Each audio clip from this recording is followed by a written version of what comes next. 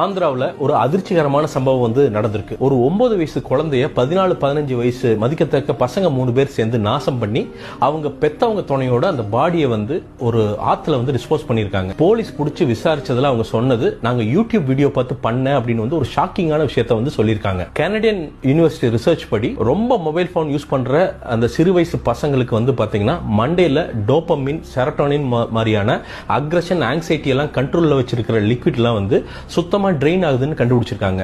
யூஎஸ்ல நடந்த ஒரு ரிசர்ச்ல மொத்த காக்னிட்டிவ் ஃபங்க்ஷனுமே பாத்தீங்கன்னா கம்மியாகி சைக்கோசிஸ் அப்படிங்கிற ஒரு நிலை, கிட்டத்தட்ட சைக்கோ பக்கத்துல போய் அது முடியுது அப்படின்னு கண்டுபிடிச்சிருக்காங்க. காஷ்மீர்ல நடந்த ஒரு ரிசர்ச்ல குழந்தைகளுக்கு போனை கொடுத்தா அவங்களுக்கு ஸ்பீச் வர்றதுக்கு லேட் ஆகுது அப்படின்னு கண்டுபிடிச்சிருக்காங்க. இந்த மாதிரி நிறைய கண்டுபிடிக்கல் வந்துட்டே இருக்கு. ஆனா நம்ம பெத்தவங்க குழந்தைகிட்ட இருந்து தப்பிச்சா போதுன்னு ஒரு மொபைல் போனை கையில கொடுத்துக்கிட்டு ஓடிடுறாங்க.